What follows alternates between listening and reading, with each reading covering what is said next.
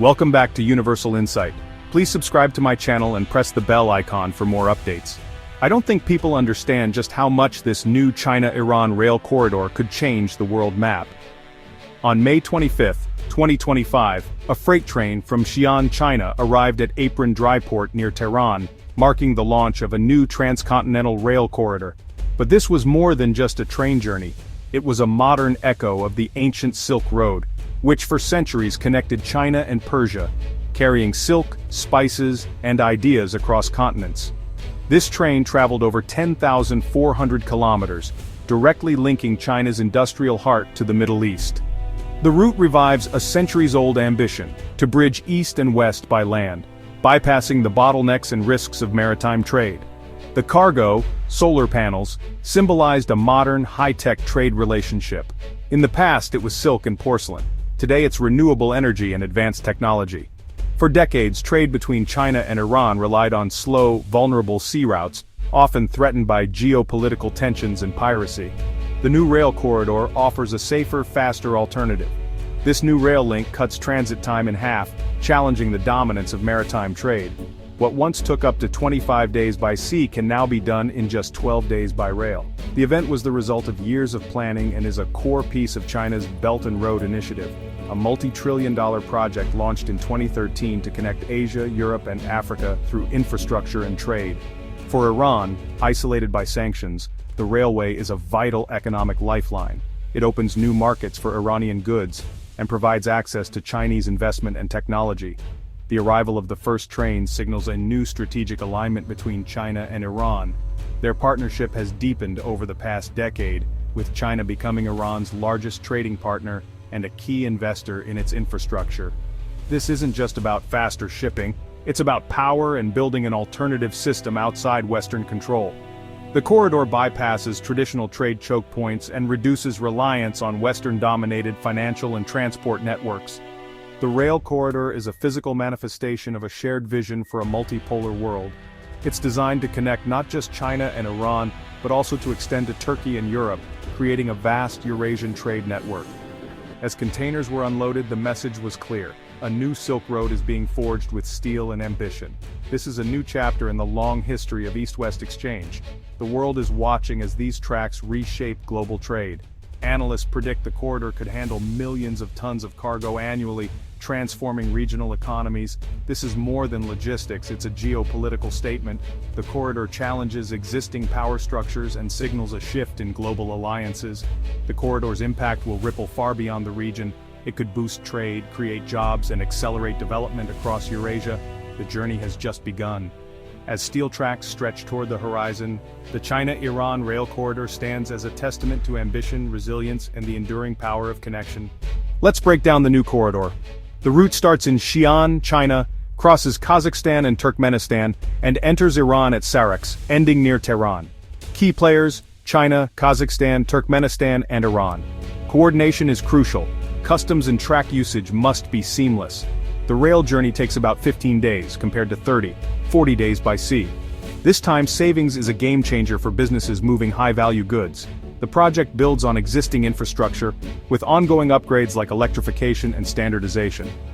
In May 2025, officials from 6 countries met in Tehran to expand the network and improve efficiency. The corridor is a work in progress with gradual improvements underway. Think of it as a highway being widened and modernized as it operates. Success depends on both engineering and political will.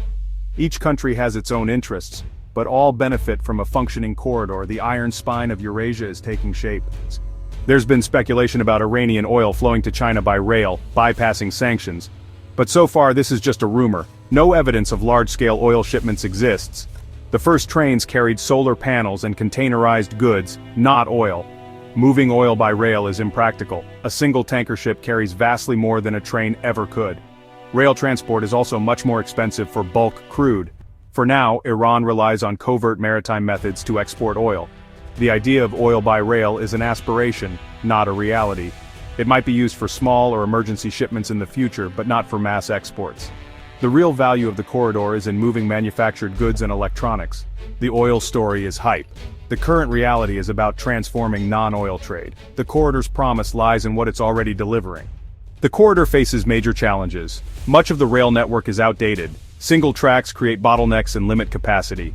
Upgrades like electrification are planned, but will take years. Crossing multiple borders brings logistical headaches, especially with different track gauges. Containers must be transferred or bogies changed at some borders, adding time and cost. Western sanctions on Iran complicate insurance, shipping, and finance. Most private companies are wary, limiting participation to state-backed or risk-tolerant firms. Security is another concern. The route passes through regions vulnerable to instability. Geopolitical shocks or disputes could disrupt the corridor overnight. Unlike ships, trains can't be easily rerouted. These vulnerabilities set the corridor apart from maritime shipping. The promise is real, but so are the risks. The rail corridor is about more than trade. It's a strategic move. China's Malacca dilemma is real. Most of its trade passes through the vulnerable Strait of Malacca. The new rail link offers an overland alternative, reducing reliance on sea routes. For Iran, the corridor provides a land bridge to China, bypassing the Persian Gulf and U.S. naval power. Both countries are countering U.S. influence by building resilience into their economies.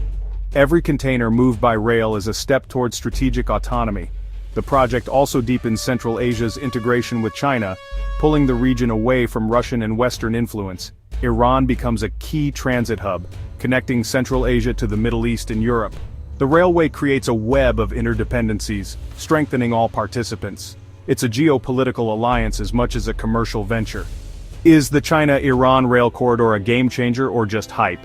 Today it's a functional but limited route for containerized goods, cutting transit times in half.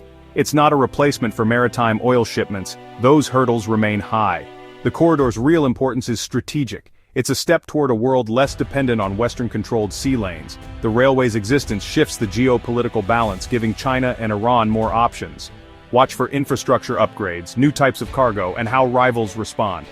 The project is a symbol of ambition, with real but limited utility for now. It's a long-term investment in autonomy and resilience.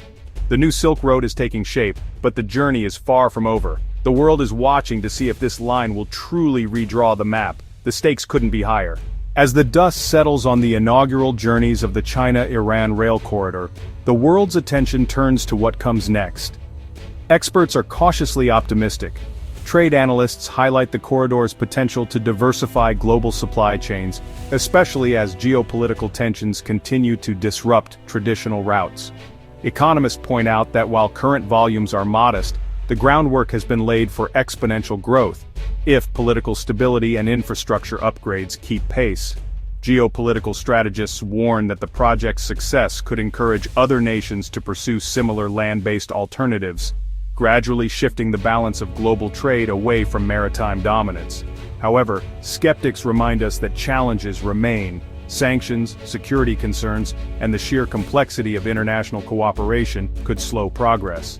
Looking ahead, the China-Iran rail corridor stands as both a symbol and a test case. Will it remain a regional connector, or become a backbone of a new multipolar trade network? Only time will tell.